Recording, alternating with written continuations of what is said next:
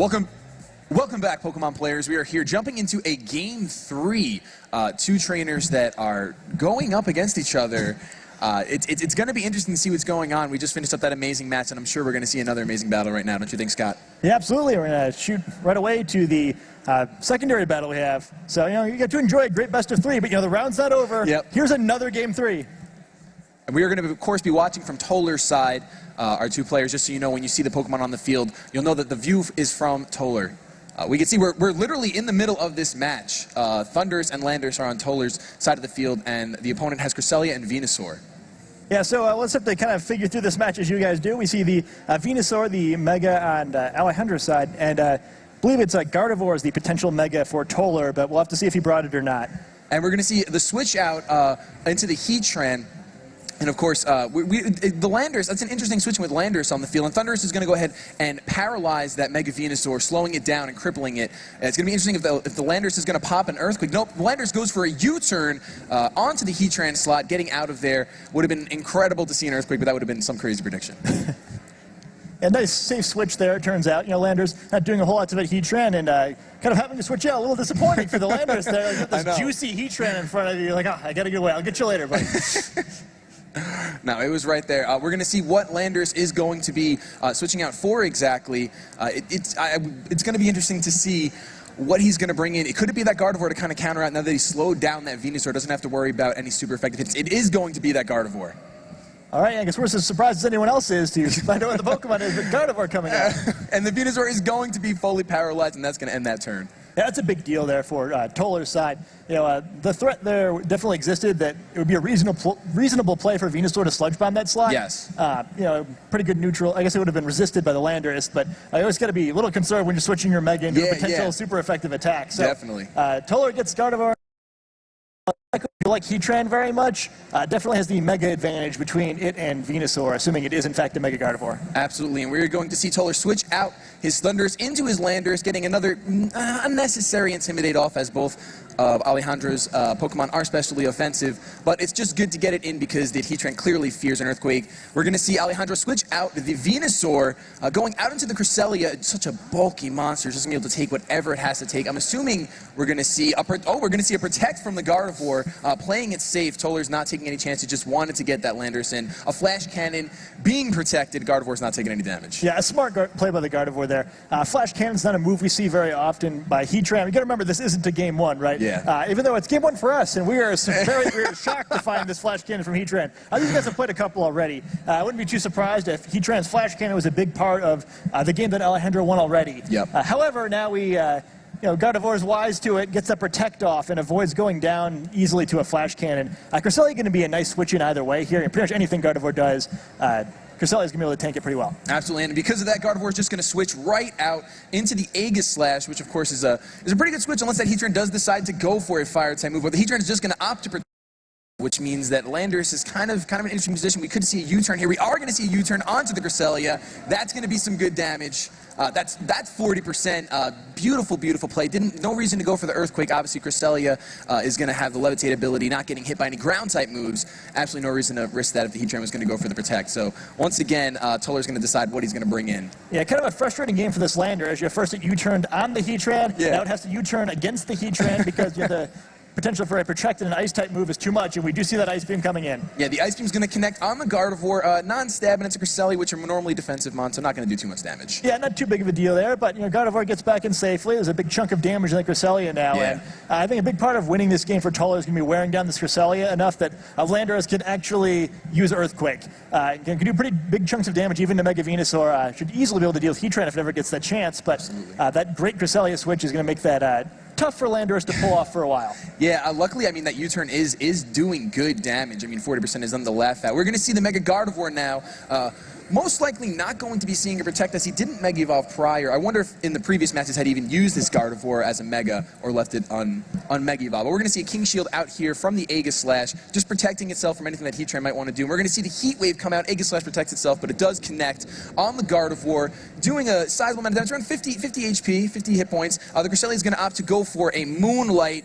One of the things Cresselia does best is sticking around, and that's why it's going to be such a problem for Toler if he can't take care of it fast. Gardevoir is going to fire off a Hyper Voice, of course, resisted by Heatran, and Cresselia is going to takes almost 50%. It's a critical hit. That's why it's a crit. Oh, man. I was going to say, wow, that's really it's a strong way too Gardevoir. much. Like, wow, what's this Gardevoir been doing? But, okay, this makes more sense. Cresselia ends the turn about where it started, but, you know, it's good because otherwise, without that Moonlight, it'd be in range to be knocked up by Hyper Voice. Absolutely. So we do see some of the struggle here. Toler doesn't have a great way of knocking this Cresselia out quickly, and he's, like we mentioned before, he needs to find a way to do that in order to free up his Landorus to do some damage, and it's going to be a rough go. And we're going to see a Wide Guard come out from the Aegislash. Flash Cannon, though, is going to target down that Gardevoir, and I don't think that Gardevoir is going to be able to take this. It's going to go down. That is a knockout.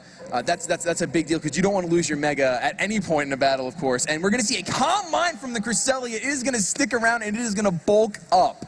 Oh, my goodness. This puts Toler in quite just an interesting position.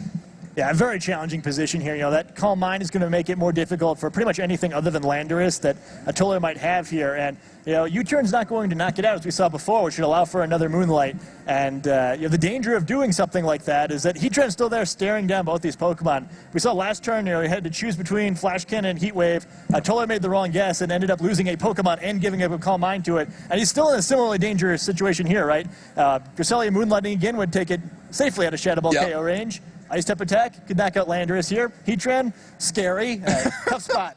It's just Toler's just definitely, he's backed into a corner right now. It's going to be crazy to see. Of course, we might have to see some secondary effects here if Toler wants to come out of this. We're going to see Landorus just opt to go for the U-turn on the Cresselia. It is going to just barely miss picking up the KO there, leaving it with 10%. And I'm sure we're going to see another Moonlight. It's going to recover most likely. But first, of course, Toler's going to have to switch into Pokemon. Man, it's such a tough spot for him to be in. He goes out into his Thundurus here. If the Heatran does go for the Heat Wave, as it does, it's going to connect on both the Aegislash and the Thundurus. It does over 50% to the Aegislash, and Ice Beam's going to come through onto the Thundurus, and that will do a lot of damage, just barely missing the KO, popping the Citrus Berry on the Thundurus. Even with that +1 from the Calm Mind, it still doesn't manage to pick up the KO. And we're going to see Aegislash change stances here, and we just might see this Cresselia go down to a Shadow Ball. I'm sure that's what we're going to see here. It does go down just like that. So that huge threat is off the field, but Toler's still not in the best of spots. Yeah, absolutely not. You know, he brings it down to 3-3 here, but he's way behind on health. A very big knockout there. The Cresselia had increased special defense and special attack from that Calm Mind. Primarily special attacking Pokemon left on Toler's side. I need to find a way to get rid of it. A little bit surprising that we see the Heat Wave on Aegislash doesn't really do that much damage. Yeah. I mean, it's low enough now that another Heat Wave could knock it out, but I'm kind of surprised that we didn't see it go for a Shadow Ball sooner, you know, just accept that damage. And instead, as he switched around, wide-guarded, a lot of damage was lost on Toler's side. Maybe something you should have thought about doing a little bit sooner. Definitely, yeah. It's one of those spots when you're in that position, you want to try to play it safe, but also just taking some damage can actually end up being the safe play if you know it's not going to pick up the knockout on you. So it definitely a spot that he got put into. Just one of those gutsy calls, almost a 50-50, and he just chose wrong. Yeah, it could be. I mean, he's still in this game, don't get me wrong. Yeah. Could make some plays here. He does have a Thundurus left with that ground-type immunity if he wants to start getting some Earthquakes off. But he's in a tough spot here, and a lot of that is just kind of making the sacrifices you have to make. You know, no player is going to be winning all their games, say 4-0, without taking any damage. Of course not. You got to remember, both these players are 4-0, so it's cream of the crop right now. We're getting to the middle of the day. The Landorus is going to switch in once and getting a useless Intimidate off, and we're going to see an Earth Power onto the Aegislash. That's going to be able to pick up the KO right there. Aegislash going down, and of course Toler just looking a little bit worse now that it's 3-2. Sludge Bomb onto the Landorus is going to do a solid. Oh, it doesn't do too much at all, even though it's a Mega Venusaur, despite the special attack stat increasing from Mega Evolving. And of course, Toler's out to his last 2 Mons. Yeah, a little unfortunate for Toler, losing the Aegis Slash there, but kind of when you're behind, it's the sort of thing you have to do, right? You're just hoping that a Heat Wave or an Earth Power wouldn't be coming, that there'd be a focus on the other slot, and Aegis Slash should be able to get some free damage in there. But even losing it actually isn't the worst thing in the world. Now he can Earthquake without having to King Shield or Wide Guard an Aegis Slash. Actually puts him in a better offensive position. Yep, and we're going to see the Protect on the Heatran because of that, not wanting to take an Earthquake, because we all know Heatran is not taking an Earthquake. It looks like the Earthquake is just going to connect on the Venusaur, neutral damage, so it'll do a good amount, around 40%, which is just fine. The Thunderbolt onto the Heatran, onto the Venusaur, predicting that Protect from the Heatran, and we're going to see a full Paralyzation is going to put Toler back in this game. Oh my goodness. Yeah, absolutely. So Toler almost has the advantage now, right? Yeah. Another Earthquake and a Thunderbolt. Both these Pokemon are going to go down. It might be necessary to see a switch on the other side, and Toler's pulled this one back. Again, you're losing Aegis Slash might not have hurt him. He gets Thundurus in for free. Now, because of that, even though he lost a Pokemon, he's got attacks coming from both slots now. He can keep pushing the momentum, and he's got the advantage. Absolutely. We're going to see that Venusaur go on the defensive with a Protect, not wanting to risk another full power. The Earthquake is going to come through, and that Heatran is not going to be sticking around. So, oh, whoa! Do we see this berry? That's going to reduce the damage that Heatran takes. Is it going to be enough? It is not. The Heatran still goes down. The Shucka Berry did weaken that damage, though. Crazy to see, taking a ×4 effective move and basically bringing it down to a ×2 effective move. Venusaur is going to stay protected as Alejandro goes on to another Pokemon. It's going to be the Suicune. Ooh, so this is actually a pretty interesting situation here. I think that Venusaur has a chance of surviving an Earthquake now. I mean, it's got to be close in either direction, but having not getting any extra damage that last turn, I don't know, it's not going to take too much to flip this game back around, so still on the edge of my seat. I don't think so. Earthquake is going to go up. It's going to do sizable damage to the Suicune, and once again, it's going to probably around do 30% to the Venusaur. Oh, we're going to see the Venusaur faint to that Earthquake. That was a high roll right there. Absolutely fantastic. Thunderbolt is going to connect on the Suicune, and oh my gosh, Suicune hangs on with just barely any HP, popping the Citrus Berry, but Toler has 100% turned this game around. We're going to see who the Suicune decides to target down. Oh, the Icy Wind is going to target both Pokemon. Are we going to see the Thundurus take it? The Landorus is going to go down, but the Thundurus is going to live, but have its speed lowered. Oh my goodness. Yeah, so this battle's going to come down to how these Pokemon are trained. Yes. Is Thundurus was trained enough speed that even after that Icy Wind, it could outrun the Suicune?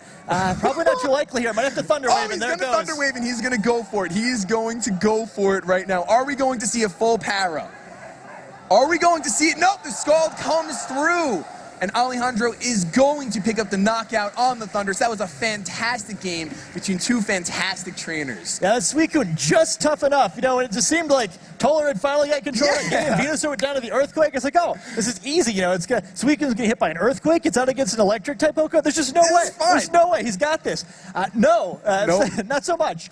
Really, really close series there, but Suicune just barely able to clutch that one out. And again, kind of see another match today where there's a reason why you keep playing these out, right? Even when it looks like you've lost, huge momentum swings both ways in that match, and kind of like the series before it, just edge of your seat the whole time. Yeah, you never want to give up in a game, even if you seem behind. Anything can happen in Pokemon. That's one of the beauties of this game that we play and that we love to watch. It's just, it can be so exciting to watch a trainer come back with the team that they've trained up and from against all odds go ahead and snag a win like that. Yeah, absolutely. And I think some of the fun of it, too, is like you get to see, you know, game threes in a row there. So we're really spoiling you.